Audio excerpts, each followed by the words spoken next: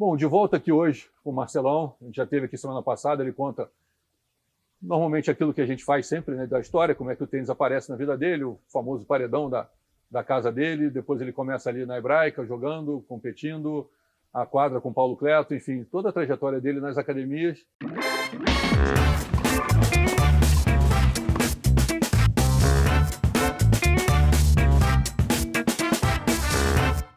Mas agora a gente chega no ponto que, depois de você ter passado por toda essa trajetória, né, com as academias, e você fala ali que teve essa visão, né, de entender que os terrenos estavam ficando muito escassos em São Paulo, os terrenos estavam virando prédios, você acaba saindo um pouquinho de lá, e aí você constrói o seu sonho, né, seu centro de treinamento. E aí o que acontece? Num determinado momento, como é que a tua vida muda? Olha, eu posso dizer assim, tenisticamente, o sonho foi concretizado. Não é? Quer dizer, consegui... Era meio que você tinha um início, meio e fim. Isso. Não é? Mas chegou um determinado momento, né, com esse treinamento grande, já tinha tido boas experiências, e aí você já perde um pouco daquela motivação. Nossa, peguei um menino fininho, entendeu? Ninguém dava nada, o menino foi bem, enfim. Mas chegou num determinado momento, eu comecei a perceber, Silvio, eu acho que esse é um problema que ele se acentuou mais. Comecei a perceber que a garotada estava gostando mais de ficar num videogame do que jogando tênis. Não é? Ou seja, eu quando criança, e você com certeza da mesma maneira, a melhor coisa que a gente ia para fazer era passar o dia no clube, passar a tarde no clube, jogando com amigos, correndo, competindo e tal. E eu peguei um período que ainda nem tinha celular, não tinha ainda essa loucura de internet, mas já tinha aqueles Ataris, aqueles videogames, e a molecada estava louca com isso aí. E o meu foco, né, o meu gosto sempre foi o tênis infanto-juvenil. Não é? E aquilo foi realmente me cansando, desmotivando, a garotada não tinha o mesmo empenho, a mesma motivação. Mais ou menos você arrumou um concorrente que você não tinha muito como concorrer. Né? Exatamente. Não era uma outra academia na esquina, nada, né? Nada, muito pelo contrário, estava todo mundo na mesma barca ali. Não é? Com o mesmo problema. Mas aí o que aconteceu? Né? As grandes construtoras aqui de São Paulo, provavelmente no Brasil inteiro, abriram o capital. Então elas abriram o capital e receberam muito dinheiro pela venda das ações da respectiva empresa. Consequentemente, essas grandes construtoras precisavam ter terreno, né? Precisavam ter um estoque de terrenos para poder fazer lançamentos para o preço dessas ações cada vez subirem mais. Eu comecei a ter fila na porta. A minha área estava já numa área assim, bastante valorizada, com muita demanda, com verde, enfim. E eu nem pensava em vender, Silvio. Ali é Granja Viana. Granja Viana. E aí veio um, veio outro, não sei o quê, eu não dava muita pelota. Mas aí numa sexta-feira à tarde, 4 horas da tarde, um amigo meu, dono de uma imobiliária aqui na Granja, a ProInvest, Marcelo, estou com um cliente, posso ir aí? Eu falei, putz, eu estou na quadra, jogando, mas vem aí. Bom, nem dei muita pelota, né? E sem camisa, jogando, aquela coisa toda. Pessoal, quando eu terminei, humildemente, olha, a gente tem interesse, não sei o quê e tal, fomos no meu escritório, sentamos. Eu dei um preço para não vender, Silvio. Você acredita? Não queria vender. Isso numa sexta-feira. Na segunda-feira, 10 horas da manhã, me liga o Hélio da ProInvest e fala, Marcelo, o pessoal está pedindo uma reunião às 11 horas da manhã. Você consegue chegar aqui daqui 1 hora? Eu falei, mas qual é a história? Não, eles querem fechar o negócio. Puta, me deu um frio na barriga, não é? Falei, será? Não é possível. Bom, resumindo, a empresa era e é a MRV, que na época, aqui em São Paulo, a gente nem sabia o que era MRV. Que é mineira, né? Que é mineira, né? Eu sabia o que era MRV porque eles tinham um merchandising na camisa do Atlético, se eu não me engano. Bom, o camarada veio, tal, olha, aceitamos o seu valor, vamos começar a ver a documentação, essa coisa toda. E foi assim.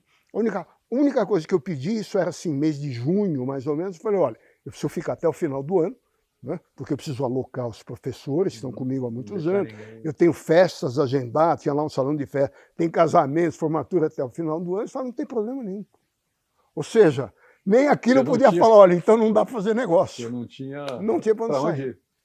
E fiquei muito feliz, porque foram muitos anos, Silvio, muita responsabilidade, trabalhando com jovens, com pré-adolescentes, adolescentes, e levando essa turma todo ano, 2 vezes por ano para os Estados Unidos, com o Goff, com o Gary Castle, e deu uma aliviada. E tem um outro lado também, que essa parte toda é muito legal, mas voltando, você começou a falar, eu comecei a me lembrar aqui. Também teve muitos professores, né, que você formou, que começaram com você, que fizeram um curso com você.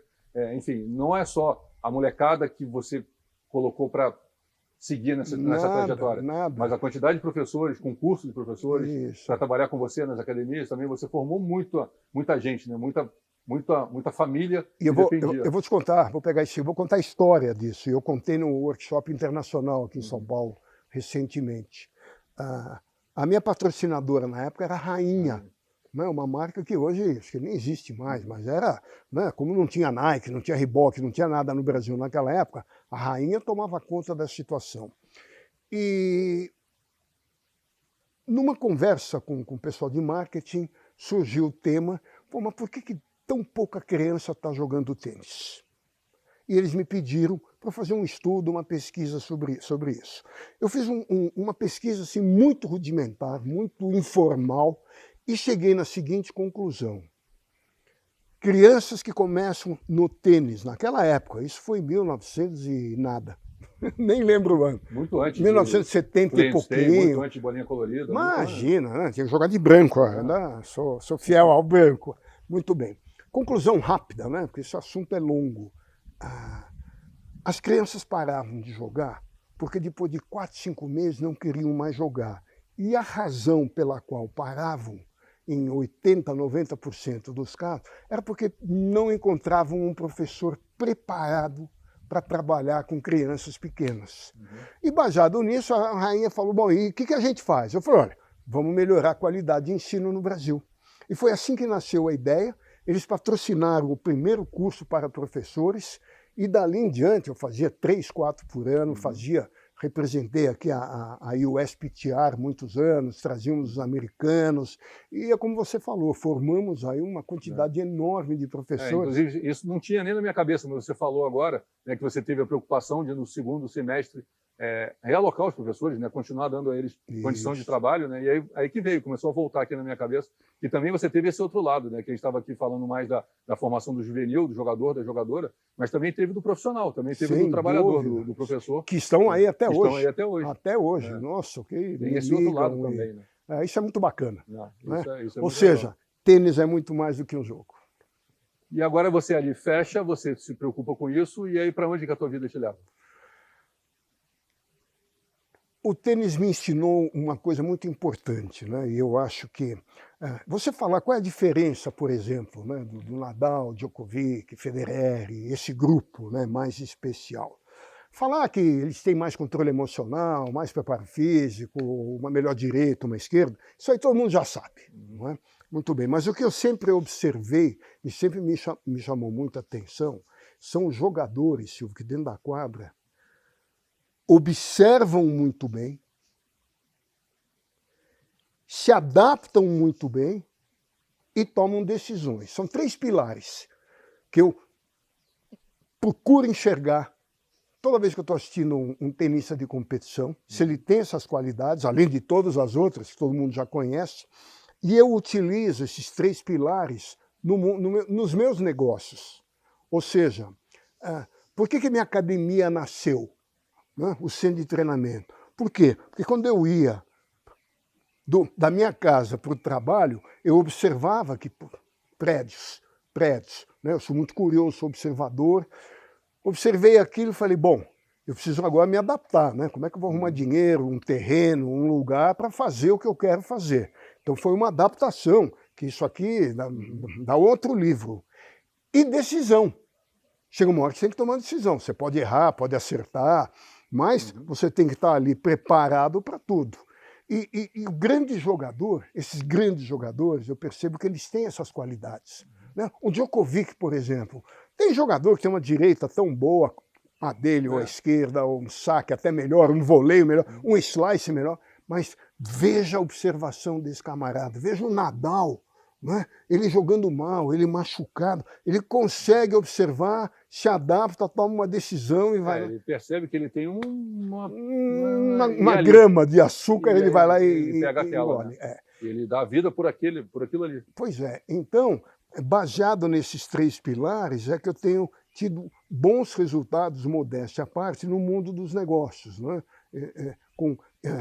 Na área imobiliária, principalmente. Agora estamos com restaurantes aqui em São Paulo também, e tenho cavalos também, que a gente... Me fala, não, você passou rápido. Me conta dos cavalos. O cavalo é muito interessante, né? Eu sempre gostei muito de animais, né? Sempre tive cachorro, criei cachorro, uma época a raça dálmata que está em evidência, nós tínhamos canil, e eu já fiz de tudo um pouco também, não é? E adoro cavalo, de corrida. Eu não aposto, não sou apostador, não é a minha praia, mas eu gosto daquela competição. E depois de ter vendido a academia, depois de alguns anos, não é? Eu comecei a sentir falta daquela adrenalina da competição. Viajar com tenista, né? Eu já com 60 anos não ia começar a viajar, ficar viajando, não era para mim. E o cavalo, ele me traz bastante dessa adrenalina e dessa energia que eu preciso. Né? Você compra um cavalo pequeno, ele vai crescendo, vai treinando. Passa por todo o processo. Por todo o processo. Né? De uma maneira diferente, porque eu sou o gestor. Eu não entendo nada, não sei. Sim. Né? Mas a gente, mas por a emoção, experiência... sim. A emoção, sim. Entende. Sim. E o importante, né, a experiência que a gente tem do tênis, é escolher as pessoas certas. Pode errar também, mas você tem mais chance de acertar com pessoas, um bom treinador, um bom veterinário, um bom cavalariço. Então, tudo isso ajuda você a montar um time, que é o que o tenista precisa, ter um time, não é verdade? Então, é basicamente isso que eu aprendi nas quadras como jogador, aprendi como treinador e utilizo nos meus negócios.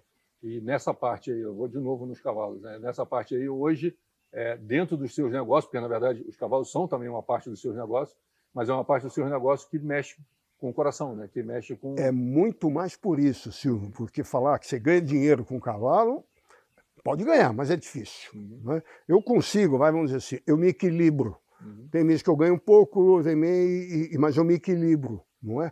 Agora, a adrenalina, a emoção, a competição, isso para mim não tem preço. E para quem viveu muito tempo dentro da quadra, né, você vai querer ter essa sensação, né, sempre. Alguma coisa. Você vai querer ter sempre essa sensação, né, de alguma maneira, de você, por exemplo, tem 10 anos que eu mais ou menos não acompanho nenhum jogador, mas você entrar no ar ao vivo, como você já entrou muitas vezes, né, essa sensação de entrar no ar ao vivo, de ter que falar, de não saber o que vai acontecer no próximo ponto, você está vivendo a emoção do jogo. Independentemente de você não estar envolvido com aquele jogador, você mas você está junto. Né? E isso aí também, quando eu paro de treinar jogador de competição e começo a trabalhar primeiro na Fox e agora há quase 2 anos na ESPN, você está vivendo a emoção da competição. De uma outra maneira, de uma outra história. Mas quando vem a regressiva no teu ouvido, né? Vamos lá, cara, isso é muito parecido. Não, eu senti isso agora. Há 4 semanas atrás eu estive na Suécia e assisti o Stockholm Open.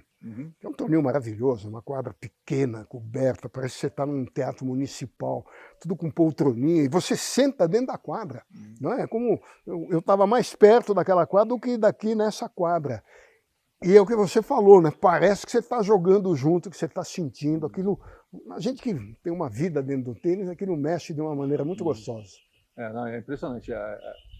Não tem como a gente fugir, né? Não tem. Você vai buscar outras alternativas, outros caminhos, outras sensações, mas tem coisas que te fazem se sentir vivo, né? E você quer se sentir vivo. Precisa disso. Cara, Marcelão, só te agradecer por estar me recebendo, agradecer pela conversa.